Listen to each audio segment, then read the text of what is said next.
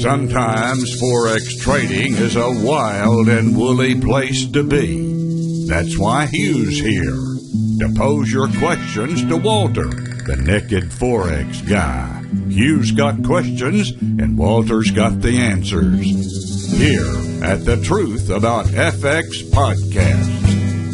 Hey Walter, when you backtest, do you just concentrate on the win rate, or do you actually go in and calculate the precise risk for each trade? Wow, what a great question. I've actually been talking to some traders about this just this week because I've had some questions on this. And this is a tricky thing because what you can do is, and I've done a blog post on this, a video, and I'll show you. You guys can get that in the show notes for this episode. I'll link that up below this episode. Basically, you can have a really good system, and if you don't have precise risk calculated for every trade, it hides, it masks the fact that that's a good system.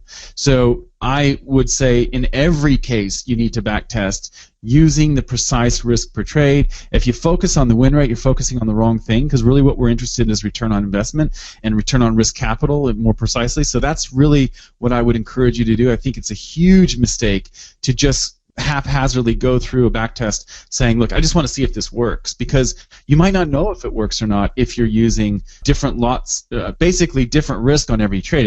If trade 1 has a risk of 1.4% and it's a winner, and then trade 2 has a 2.5% risk and it's a loser, then you're multiplying your loser almost, you're almost doubling your loser in that case, and it's because you're not you're not calculating precise lot sizes on every trade. Now this comes with a caveat. There is one situation when you don't need to do this. When like if you're trading a system where every single trade has an 80 pip stop loss, then you don't need to really think about that. You have to adjust it slightly as your equity goes up, but it's not that dramatic. I'm talking about a system where you place your stop loss based on market action. You go, well, I'm going to put it above this swing high or below this swing low or something like that. So it's going to vary a lot, and your lot sizes are going to vary quite a bit, as will your targets most likely. So that's kind of the way, that's the way I trade, and a lot of traders I know trade that way. But I do know that there are some traders that will just take, look, every trade I'm going to put an 80 pip stop, and I'm going to have a 200 pip target, and that's just the way I'm going to roll. And